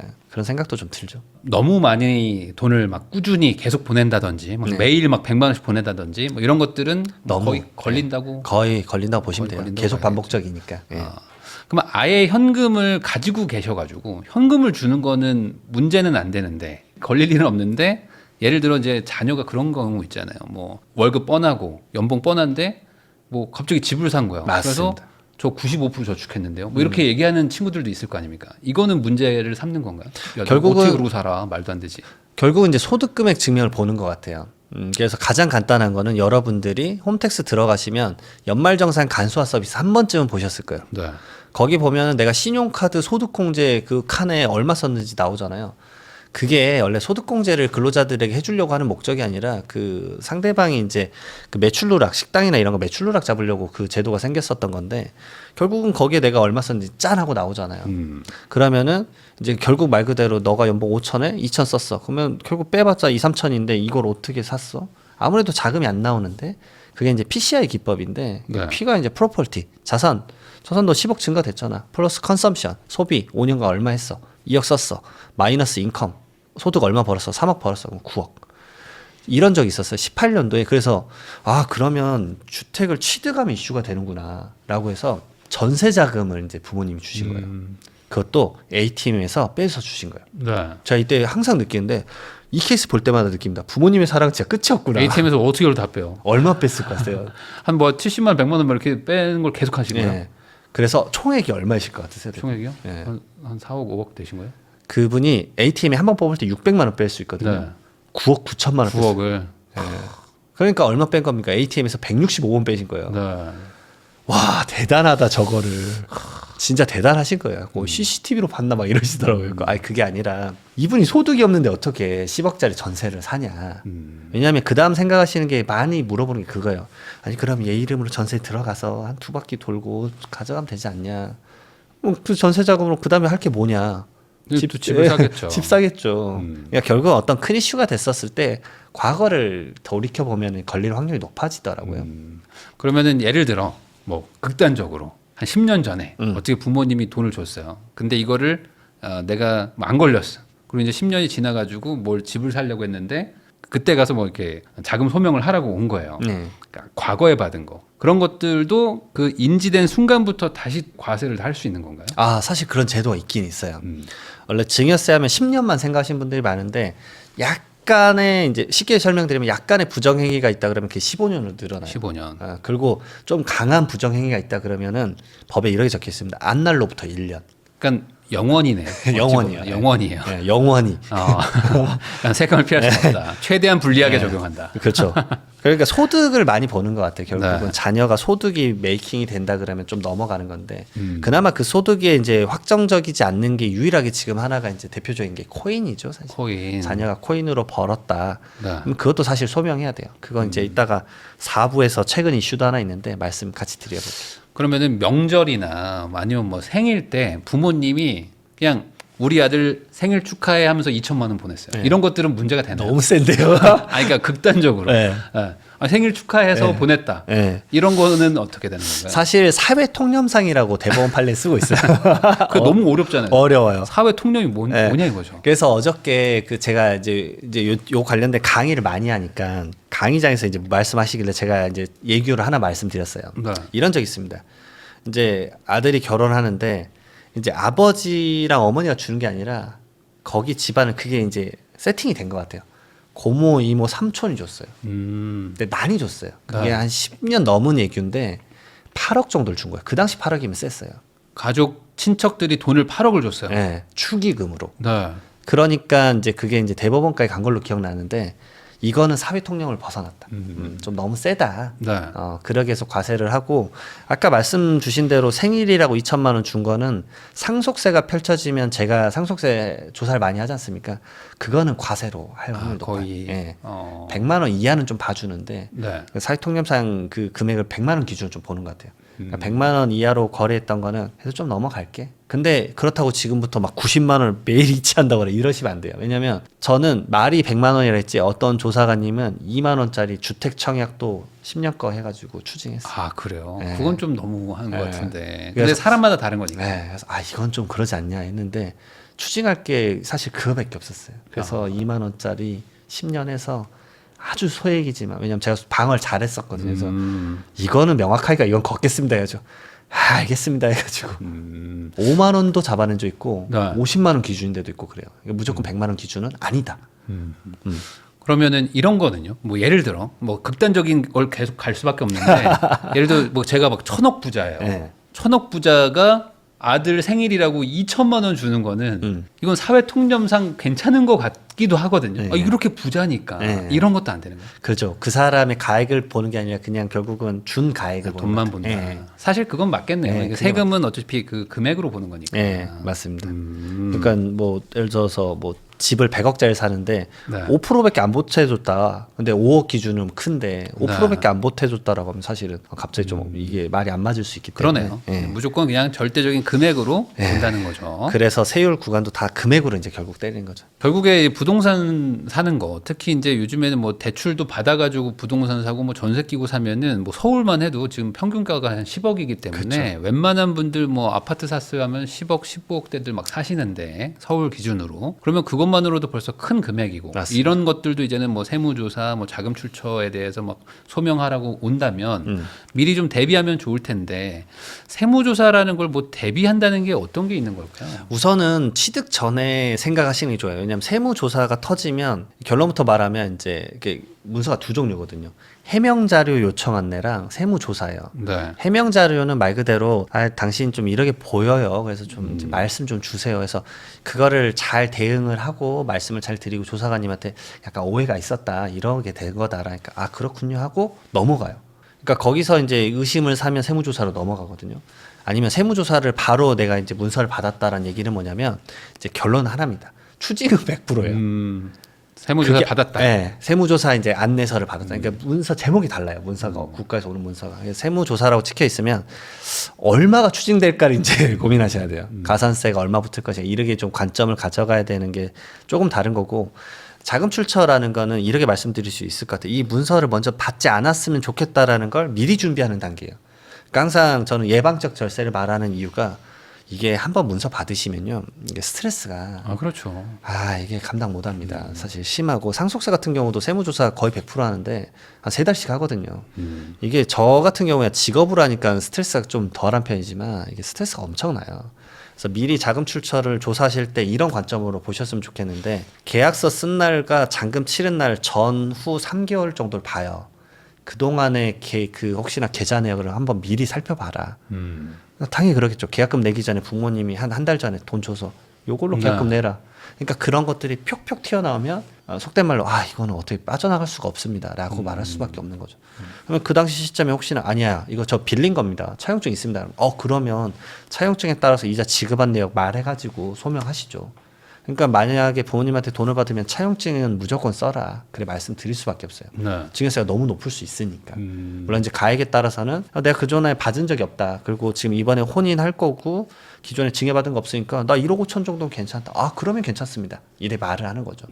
말 그대로 미리 사전에 이런 것들을 공부하고 이게 맞는지 내용들을 좋은 뭐 이런 유튜브나 아니면은 가까운 세무사님하고 상담을 받으셔가지고 좀 조금이라도 짰으면 좋겠다. 저 갑자기 궁금한 게 생겼는데 그 차용증 요즘에 그거 많이 아시니까 차용증은 썼는데 그리고 뭐 예를 들어 공증도 받아놨어요. 근데 이자를 안 준 거예요. 예. 요거 그럼 나중에 제가 깜빡해서 이자 드릴게요 하면은 소명이 되는 건가요? 아니면 너 이자 안 줬기 때문에 차용증도 사실은 거짓이야라고 하는 건가요? 아주 위험합니다, 사실은. 이자를 안 주면. 결국은 공증을 받든 뭐 거기다가 이제 근저당권을 설정하든 다 필요 없더라고요. 왜냐하면 실질적으로 계좌만 봐요. 차용증은 그냥 그 약간의 이제 사계약이긴 하지만 차치하는 거예요. 왜냐면 이거 가장행위일 수 있다. 네. 그러니까 오히려 저는 그런 말씀도 드려요. 공증을 굳이 받을 필요 없다. 왜냐하면 차용증만 쓰고 그다음에 이 날짜가 이제 오해 살까봐 뭐 예를 들어 23년도에 돈 빌린 건데 조사 25년에 나오니까 허겁지겁 23년이나 쓸 수 있잖아요. 그러니까 우체국에다가 뭐 내용 증명 그런 서비스 하면은 10,000원도 안 하잖아요. 돈을 거의 다 아끼시고 네. 실질적으로 가장 중요한 건 여기 차용증에 나온 대로 이자 지급을 해라. 그리고 또 많이 물어보시는 게 연애 난 한 번 지급한다 이래 써놓으세요. 네. 제발 하지 마라. 왜냐하면 23년 뭐 1월에 부동산 하면서 빌렸어요. 23년 12월에 이제 연이자 주는 거잖아요. 조사가 8월에 나오면 네. 이자 지급은 한 번도 안 하게 되잖아요. 모든 건 실질만 보기 때문에 월마다 웬만하면 하고 이자 지급하세요. 그럼 이자 지급을 했던 내역이 있으면은 이거 실질적으로 차용을 하고 이제 조사관님도 봐주실 거다. 근데 그런 내역이 없으면 조사관님 관점에서 말씀을 드려보면 조사관님도 웬만하면 넘어가고 싶어 할 거예요. 왜냐하면 너무 민원이 많으니까. 근데 뭔가 상부에다 제출하고 할 게 있어요. 그러니까 뭐라도 이게 있어야지 제출을 하는 거잖아요. 구두로 갑자기 뭐 예를 들어 위에 계신 과장님한테 가가지고 갚을 거래요. 이게 말이 되겠냐고요. 야, 너 이리 와봐. 그렇죠. 야, 너 믿냐 그 말을. 그러니까 그렇게 되는 거예요. 그렇죠. 결국은 이제 현실성으로. 그러면 만약에 이자를 뭐 아직 안 주고 계셨던 분들도 있다면 지금이라도 우선은 뭐 밀린 거 한 번이라도 다 내놓으면 제발. 그러면은 어쨌든 넘어가는 거예요. 그렇죠. 어떻게든 하고 적에다 뭐 이자 이렇게 써가지고. 아빠 미안해요. 늦었어요. 이렇게 해주면 어쨌든 해결은 된다. 그리고 그래서 웬만하면 저는 그냥 자동이체 걸어놓으라고 말씀드려요. 자동이체를. 꼭 까먹어요. 그래서 6개월 까먹고 1년 까먹어요. 1년은 까먹은 게 아니다. 그걸 안 주시기로 작정한 거 아니냐. 그러면은 확실한 건 계좌를 본다는 거네요. 계좌에서 돈 거래가 됐다. 현금 드렸는데요, 이런 거 안 되죠. 현금 드렸는 내가 약간 애매해요. 그래서 저는 웬만하면 그거 하지 말라 그래요. 이게 믿기가 어려워요. 사실은. 세무법인 리치 대표 세무사이신 이장원 세무사님하고 지금 이야기 나누고 있는데요. 그러면 이제 이번에는 사실 되게 요즘 이슈일 텐데 이 가상자산, 뭐 암호화폐로 돈 번 분들 이런 분들이 세금을 뭐 없으니까 세금 하나도 안 내고 뭐 그걸로 뭐 현금 뭐 90억으로 막 집 사고 뭐 이런 것들 막 기사 나온단 말이에요. 맞습니다. 그래서 저거 투자하면은 뭐 세금 하나도 없구나라고 생각하시는 분들이 많은데 여기서 또 뭐 세금을 내고 막 이런 경우들도 있는 걸까요? 우선은 제가 가상자산 관련된 세금책을 원고를 1월 달에 이미 다 썼어요. 근데 출간 안 하고 있는 이유가 가격이 갑자기 폭락해가지고 지금 시점을 미루고 있습니다. 거의 한 3-4개월 미룬 상태인데 언제 나오냐 이러게 하시는데 사실 제가 그 세금책을 쓰게 된 이유가 세금만 이슈가 아니라 세금을 과세하는 건 사실 27년도부터예요. 27년 1월 1일로 2년 유예가 됐죠. 그래서 가상자산 하시는 분들은 이제 말 그대로 호재죠. 저도 호재입니다. 왜냐하면 저는 자산가분들이랑 상담을 해야 되니까 사실 부동산 당연히 하고요. 한국 주식, 미국 주식, 코인 다 해요. 코인도 지금 하고 있고 제 계좌 막 녹아내리고 있는데 어쨌든 그거를 현실적으로 알고 느끼는 바에서 이제 자료를 보다 보니까 더 많이 보이는데 저는 이런 관점을 말씀드려요. 코인 얘기를 많이 하시는 분들 많잖아요. 가격에 대한 상승이나 이런 거. 저는 제도적인 걸 많이 봐요. 뭐 금융감독원이나 아니면은 FIU나 국세청에서 과세를 하기 위해서 제도적 마련은 어디까지 가고 있는가 그런 것들을 책에 많이 썼는데 투자하시는 분도 이걸 배워야 돼요. 부동산 하시는 분들이 조세 정책을 모른다? 그거는 제가 봤을 때 그렇죠. 말도 안 되잖아요. 네. 제가 많이 느낀 게 이 네 가지 자산군을 다 하면서 느꼈는데 부동산 하시는 분들은 이걸 다 알아요. 그래서 아 저분들은 지식이 상당하구나라는 걸 느끼는데 그리고 주식 하시는 분들도 약간은 알아요. 근데 코인 하시는 분들은 다른 세금이 뭔지 몰라요. 예를 들어서 뭐 이런 경우도 있었어요. 제가 막 들었는데 뭐 150억짜리 주택 사는데 취득세를 몰라요. 코인 하시는 분은. 네. 취득세가 뭐예요? 막 이러시는 거예요. 코인은 사고 팔 때 취득세가 없으니까. 네. 그럴 수도 있겠구나. 진짜 이게 그래서 그런 제도적인 이해. 그리고 왜 제도적인 이해를 해야 되냐면 다른 자산군에 있는 세금 정책을 코인에 갖고 왔었어요. 특히나 주식 관련된 거. 네. 금융투자 소득세에 있는 제도들이 거의 다 여기에 믹스될 거예요. 그래서 아무래도 그런 것, 예. 네, 가져올 게 거기서 예. 가져오겠죠. 그래서 그런 부분들이 많다라는 걸 안내하는 것도 있고 요즘 이제 당연히 왜 자금 출처 조사가 많을 거라 생각하냐면 코인으로 수익 보신 분들이 좀 정리하자. 그래도 좀 이제 좀 적다 올랐으니까 그러고 그걸로 안전자산을 몰리거든요. 네. 그러니까 부동산을 취득을 하는 거예요. 그래서 그 부분에 대한 조사가 이제 있을 거다라는 게 첫 번째 3.19 대책 때문에 이 부동산 안정화 방안이 나왔으니까 그 다음에 하나 더 있어요. 이게 어저께 나온 기사인데 검찰이 서울지방국세청을 압수수색했어요. 네. 기관끼리 이런 건 잘 안 하잖아요. 왜냐하면 그 검찰이 코인으로 뭐 리딩방이나 이런 거 하신 것 같아요. 33세인데 그분이 약간 부당이득을 취했어요. 그러니까 약간 시세 조정을 한 것 같아요. 그래가지고 뭐 70몇 억을 벌었대요. 그래서 그것에 대한 부당이득 환수로 그 사람이 살고 있는 전세 보증금 33억하고 코인 한 35억 정도 있는 것을 이렇게 이제 환수, 네. 이 환수를 했어요. 여기까지는 검찰이 하는 당연한 일이죠. 근데 이분이 그걸 조사를 받았었어요. 서울지방국세청에서 이미 네. 자금 출처 조사를 한번 받았었더라고요. 그게 몇 년도부터 몇 년도까지냐면 코인 하시는 분들이 그래서 이런 거 알아야 돼요. 그분은 5년치 걸 무료받았어요. 왜냐하면 자금 출처 조사하면은 웬만하면 딱 그 사건에 있는 전후만 봐요.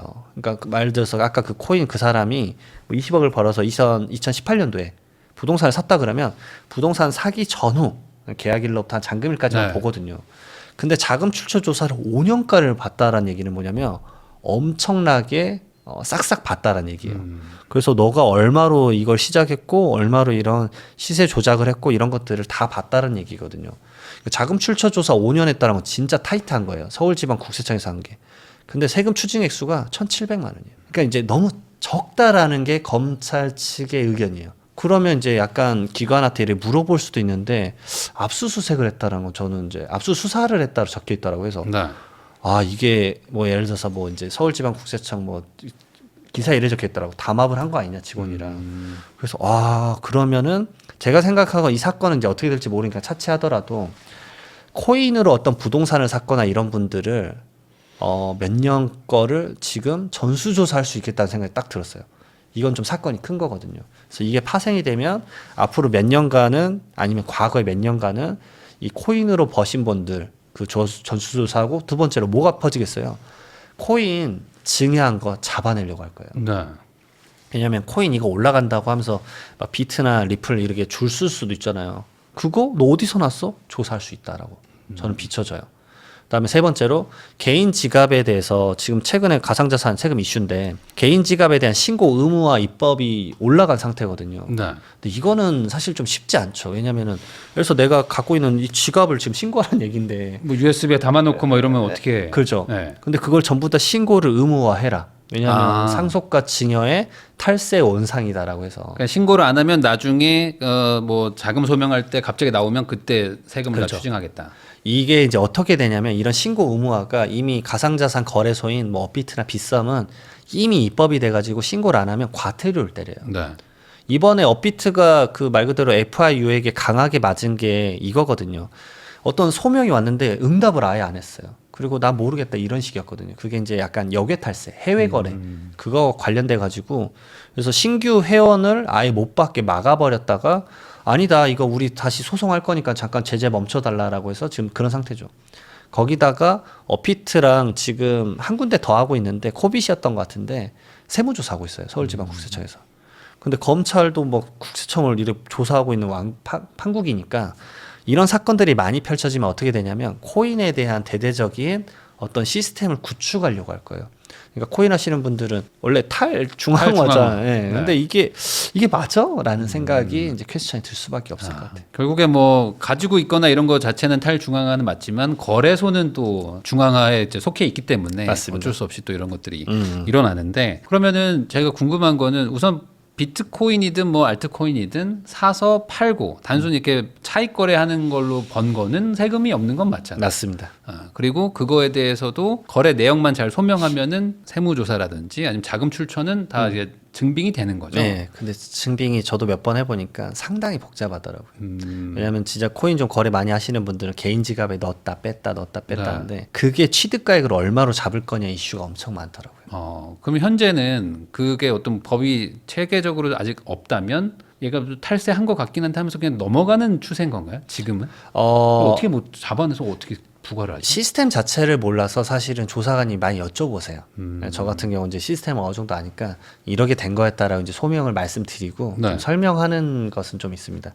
특히나 이제 조사관님들도 아시지만 이제 그게 아직까지 유지되는 걸로 알고 있는데 코인이 막 한참 붐이 되니까 공직자는 코인하면 안 돼라고 했잖아요. 그러니까 네. 공직자분들은 코인을 경험할 일이 좀 쉽지 않죠. 그러네요. 그러니까 조사하는 입장에서도 내가 이거 뭔가 경험을 해보면 좀 알 텐데 잘 모를 수도 있겠다라는 생각이 들더라고요. 그래서 오히려 약간 뭐 저도 배우긴 하지만 안내도 해드리고 그러고 있습니다. 그럼 아까 그 코인이나 이런 거 가상자산을 또 이제 증여하고 뭐 어떤 분들은 막 해외에서 증여해서 받고 막 이런 네. 것들 저도 막 들었는데 이런 것들도 지금 그러면 뭐 다 잡아내고 뭐 이렇게 세금을 부과하고 있는 건가요? 이런 세무조사를 계속 지속적으로 사실 하고 있어요. 그래서 저는 그 보도자료들을 다 모아놨다가 다 분석을 했는데 결국은 왜 걸릴 수밖에 없냐면 개인 지갑에 있는 걸 결국 가상자산 거래소에 집어넣어서 팔아야 돼요. 그러니까 세무조사 케이스 다 보면은 결국은 가상자산 거래소에 넣어서 파는데 그거 어떻게 거기서 갖고 온 거야? 원출처 네. 물어보면 뭐 예를 들어서 자기 사업하던 거 매출 누락해서 여기서 빼거나 해외에서 매출 번 거 빼거나 이런 것들이 많아요. 그래서 그런 것들을 좀만 더 양성화 하신다면 좀 그런 게 이슈가 안 생길 것 같고 그다음에 두 번째로는 코인이 가격이 올라갈 때는 증여를 현금으로 하시라고 좀 말씀드려요. 왜냐하면 코인으로 증여를 해버리면 내가 이 시점에 리플이 최근에 그랬어요. 24년 10월 달에는 한 1,100원 정도? 네. 근데 그게 두 달 만에 4,000원까지 올라갔거든요. 네.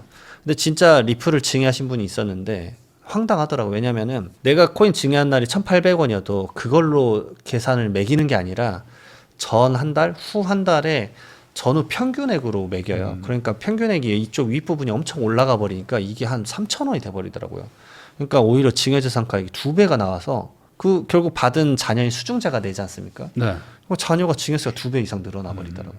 그런 이슈도 있으니까 좀 잘 컨트롤해라. 그러면 지금 코인으로 증여하는 것도 이제 주식 증여하듯이 그렇게 보는 거네요. 네, 맞습니다. 평균가로. 예. 잘 따져야 그러면은 됩니다. 현금으로 주는 게 훨씬 더 낫긴 네. 낫겠네요. 근데 떨어진다 그러면 오히려 코인으로 증여하는 게 나을 수도 있겠죠. 코인. 네, 오히려 평균가가 낮아질 거니까. 근데 그거를 맞추기가 또 쉽지 않으니까. 맞히는 게 쉽지가 않습니다. 예. 네. 코인은 사실상 개인 거래만 되고 법인이 투자를 할 수는 없잖아요. 그렇죠. 법인 계좌를 아예 묶어놨습니다. 사실. 그래서 제가 알기로도 법인 계좌에 있는 돈을 빼서 개인 대표가 빌리는 형식으로 해서 막 투자하고 막 이랬던 맞습니다. 것 같은데 뭐 이게 좀 바뀌나요? 예, 이것을 좀 거래를 단계적으로 허용하겠다라고 지금 얘기는 나오고 있습니다. 근데 이게 왜 그러냐면 첫 번째 풀리는 게 어디냐면 검찰이랑 대학교랑 국세청 이런 비영리 법인이에요. 이유가 간단합니다. 코인을 지금 압류한 게 엄청 많아요. 팔아야 돼요. 네. 팔아서 국고에 환수해야 되기 때문에 그래서 이런 공공기관은 파는 것만 가능해요. 네. 매수는 불가능하고. 그러기 위해서 1단계로 풀어주는 거고요. 그다음에 대학 같은 경우는 코인으로 기부금을 받아요. 그래서 그걸 팔아서 이제 재단에 쓰는 거죠. 다음에 이제 점진적으로 되는 게 두 번째 단계가 이런 식이에요. 상장 회사는 코인 계좌 풀어줄게. 그러면 저는 개인적으로 이게 이제 4단계까지 가면은 일반 법인 다 풀어준다는 얘기인데 풀어주면 좋을 것 같기는 한데 스탠스가 어떻게 되냐에 따라 정부 스탠스가 어떻게 되냐에 따라서 저는 개인적으로 1단계만 하고 멈출 수도 있다고 봐요. 왜냐하면 정부 기관은 받아서 이거 팔아서 이제 환수해야 그거는 뭐 해야 되니까. 예. 그래서 이제 전부 다 풀어준다라고 말은 한 거일 수도 있는데 왜냐하면 이게 상장 회사를 풀어줘 버리면 저는 바로 이럴 거거든요. 사실 법인 계좌 풀어주면 저는 세무 수임료를 비트코인으로 받을 거예요. 그러니까 이렇게 지금 생각하시는 분들이 많아요. 왜냐하면 저는 코인에 대한 이해를 하고 있고 물론 가격이 떨어질 수도 있겠지만 코인으로 받으면 거래의 활성화를 일으킬 수 있지 않을까.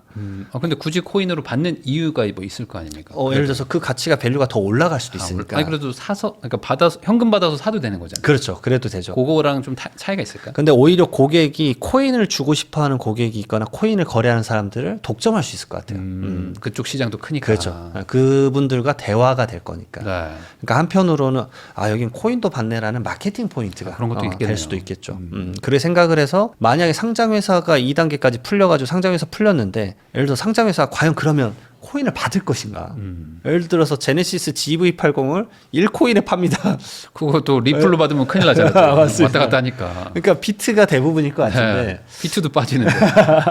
그거를 과연 그러면은 열어줬을 때 정부가 스탠스를 어떻게 가질 것이냐. 그게 조금 지켜봐야 될 상황 같다. 뭐 이런 건 가능하겠죠. 투자로서 비트코인을 매집하거나 맞습니다. 뭐 이렇게 할 수는 있겠네요. 네, 그래서 그러면 이제 그 투자하는 데가 말 그대로 주식 같은 경우도 투자 회사가 일정한 요건을 갖춰야 되지 않습니까? 네. 그런 요건을 엄격하게 갖춰서 하지 않을까. 결국 비트코인도 비슷한 투자군으로 본다면 네. 그때는 이제 좀 더 다른 뭔가 허용이 필요할 것 같은데, 근데 법인 거래가 개인적으로 필요하다고 느끼는 이유는 그런 관점이에요. 저한테 이제 상담이 왔었던 게 우크라이나랑 러시아랑 전쟁을 하지 않습니까? 여기까지 나가는데 그분이 러시아랑 수출입하는 분이에요. 네. 근데 나는 루블 이제 불안해서 못 받겠다. 그래서 코인으로 받고 싶다. 코인으로 받으셔도 돼요. 이미 회계 처리해도 되거든요. 근데 문제는 그분이 법인이면 못 받는 거예요. 그러니까 그분이 그렇다고 갑자기 개인 사업자 내가지고 받는 것도 이상하잖아요. 네. 그래서 그런 관점에서 수출입을 한다 그러면 이게 약간 물론 이제 블랙마켓으로 간다 그러면 끝도 없죠. 이미 그리고 블랙마켓은 코인 관련돼서는 저는 모르지만 이미 엄청나게 지금 뭔가 있지 않을까요? 그러면 차라리 양성화시켜서 끌고 와도 되지 않을까 그런 생각도 한편으로 듭니다. 요즘에 금값이 엄청 비싸거든요. 그래가지고 이제 금 옛날에 이제 뭐 애 돌반지 준 거 뭐 이런 것들이 또 이제 팔아가지고 이걸로 뭐 또 주식 사고 뭐 이렇게 하는 그런 아이들도 있는데 요 금 가지고 금 현물 이렇게 주고 하는 것들도 이게 증여세 이런 거에 많이 부과가 되지 않을까 싶거든요. 와 개인적으로는 근데 이거는 안 꺼뒀으면 좋겠다는 생각을 개인적으로 합니다. 왜냐하면 축하나 탄생의 의미인데 네. 예, 좀 그런 거는 좀 안 건드렸으면 좋겠다는 생각 개인적으로 하고요. 그 다음에 세무서도 사람이 다 하는 분들이잖아요. 이런 거를 막 예를 들어서 악용해서 금괴를 막, 네. 막 이렇게 몇 개 하나에 막 8천만 원짜리 몇 개 이렇게 하면은 누가 봐도 티가 나는데 너무 이제 그러게 티가 나지 않고 당연히 이제 선물로 받은 거다라는 인식 관점이면 안 건드립니다. 그런군요. 네, 왜냐하면 이게 인지상정 같은 느낌이에요. 사실 이게 사람 사는 건데 용돈 좀 주고 이렇게 할 수 있는데 네. 그러면 뭐 살아생전에 용돈 현금 준 거 다 잡아내겠다 그러면은 언제 취조해가지고 언제 받으셨습니까? 이렇게 물어보는 건데 그거는 서로에게 행정력 낭비이기도 하니까 네. 여기까지 건드리지는 않습니다. 그러면은 말씀하신 것처럼 이제 금괴, 예, 골드바 그죠. 그게 막 너무 크고 이런 것들도 사실 뭐 가지고 계신 분들도 있잖아요. 요즘에 뭐 워낙 비싸서 막 1억이 넘어가고 막 하지만 이런 거 그냥 뭐 자녀한테 이렇게 주면 사실상 이건 알아내기가 참 어렵잖아요. 네, 그래서 이제 사실 전 세무조사 경험이 많으니까 이거 밝혀낸 경우가 있어요. 왜냐하면 그 돌아가신 분의 10년치 계좌 내역을 다 보잖아요. 네. 거기서 금괴 산 내역이 있는 거예요. 그러면 당연히 오해받을 수밖에 없죠. 그래서 종로 금빵 딱 뜨면 네. 종로 금빵이 1억 이체됐어요. 뭐겠습니까? 그러면 이제 골드바를 산 건데 골드바 샀구나. 그러면 이거 골드바 어디 갔냐? 잃어버렸어요 하면 어떡해요? 그러니까 저는 이제 되게 궁금한 게 실제로 도둑이 들었을 수도 있잖아요. 그렇죠, 그렇죠. 이걸 어떻게 그러면 결국에 도둑 든 것도 그냥 내 책임이다. 진짜 이 부분에까지는 말씀을 안 하셨었어요, 사실. 소명을 네. 할 수가. 그래서 사실은 그 저의 상속인 분은 이제 사실 인정한다 해가지고 이제 내셨어요. 경찰에 신고 내역이라도 있어야겠네요. 하다못해. 하다못해죠, 진짜.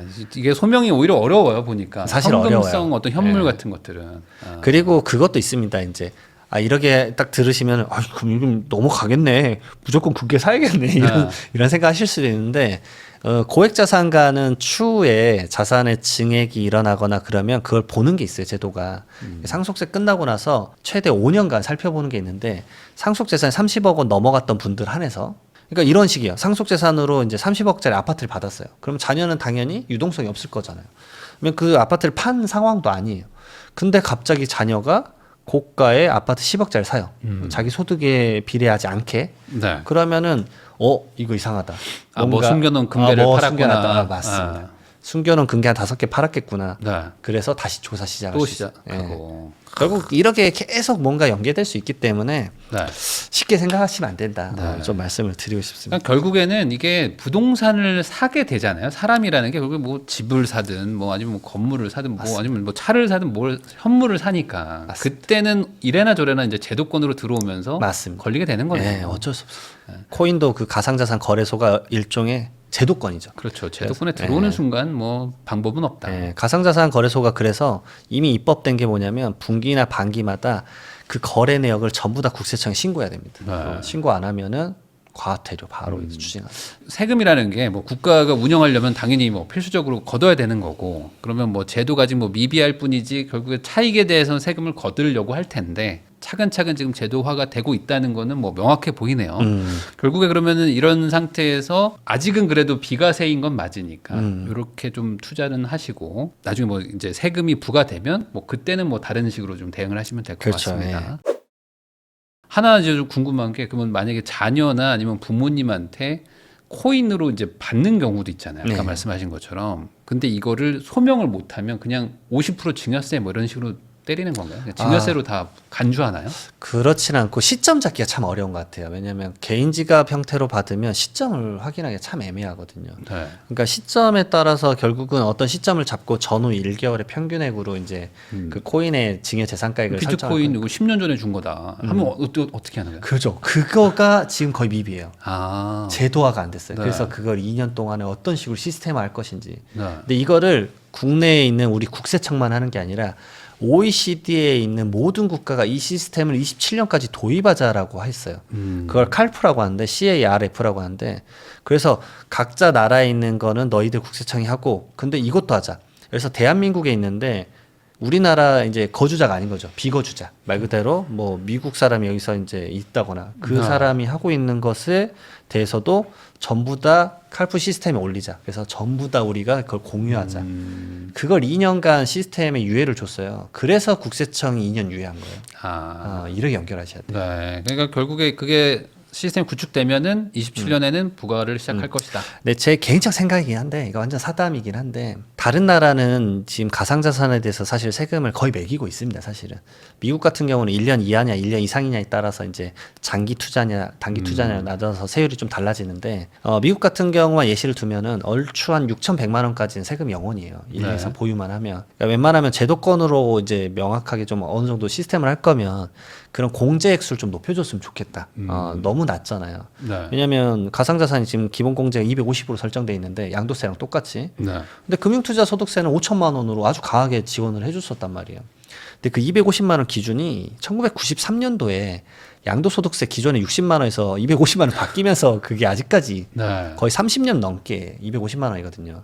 그러니까 물가 상승을 좀 반영해 줬으면 좋겠다가 첫 번째고 두 번째로는 전 세계적으로 사실 거의 우리나라만 지금 세금을 안 하고 있는데 오히려 이거를 이제 우리나라 자체적으로 장점으로 뭔가 잘 좀 승화시키면 좋지 않을까. 비트코인의 천국 뭐 이런 네, 식으로. 뭐 이런 식으로. 네. 그러니까 물론 이제 조세 피난처란 얘기를 들어보면 좀 안 좋긴 하겠지만 뭔가 이걸 좀 나이스하게 뽑아낼 수 없을까. 예를 들어서 뭐 국제 뭐 무역지구 뭐 이런 거 설정하잖아요. 뭐 송도나 청라처럼.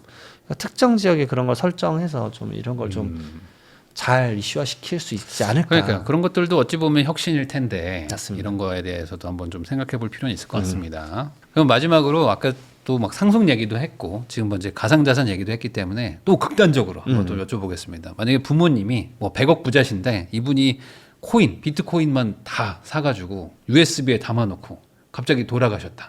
그러면은 상속세나 이런 것들은 현 버전은 어떻게 되는 거예요? 이미 과세하고 있습니다. 과세를 다. 제가 이미 상속세 신고서에 비트코인을 넣기 시작하고 있어요. 좋은 질문이세요. 결국은 돌아가신 날 전후 한 달간의 그 종가 평균액 같은 개념이 있어요. 네. 그걸 국세청에서 이미 홈택스에서 고시하고 있습니다. 그래서 그거를 이제 평균액을 내 가지고 개수 곱해 가지고 그걸 자산가액으로 매겨서 이제 과세를 하고 있습니다. 그러면은 국세청에서 보지 않는 이상한 코인 같은 걸 사가지고 그걸 많이 담아놓으면 그건 또 분쟁의 여지가 있는 걸까요? 그게 좀 애매해요. 그 코인이 거래되고 있는 거래소의 평균액을 봐요. 이제. 그러니까 바이낸스가 대표적이긴 하죠. 네. 왜냐면 뭐 업비트나 다 빗썸에는 있으니까. 그러면 거기에서 이제 달러 기준 환율로 치환해가지고 어떻게든 때립니다. 최대한 불리하게, 최대한 불리하게 환율도 최대한 좀 이렇게 높게 해가지고 최대한 많이 부과를 하려고 한다. 어찌됐든 그거를 이제 잡아내서 그리고 네. 이제 그 어떤 방식으로든 그 시스템을 쌓고 있는 거예요. 왜냐하면 DB를 쌓으면서 이런 과세 루폴로 허점이 있구나라는 걸 이제 2년간 많이 채우려고 할 겁니다. 그렇죠. 사실 뭐 국가가 또 해야 될 일이기도 맞습니다. 하니까 뭐 결과적으로 뭐 법이 바뀌어가지고 세율이 뭐 낮아지는 게 뭐 제일 좋겠지만 그게 안 된다면 현 제도 안에서는 뭐 국가도 또 이제 국세청도 할 일을 하는 거죠. 맞습니다. 지금까지 세무법인 리치 대표 세무사이신 이장원 세무사님 모시고 다양한 세금 이야기 나눠봤습니다. 결국에 가장 중요한 거는 세금이 부과된 이후에 어쩌죠가 아니라 세금 부과되기 전에 미리미리 잘 알아보고 맞습니다. 그리고 대응을 하시는 게 제일 좋지 않나라는 생각을 다시 한번 해보게 됩니다. 귀한 시간 내주셔서 시청해주신 거 다시 한번 감사하다는 말씀 전하면서 저도 세무사님하고 인사 나누겠습니다. 오늘 나와주셔서 감사드립니다. 네, 고맙습니다.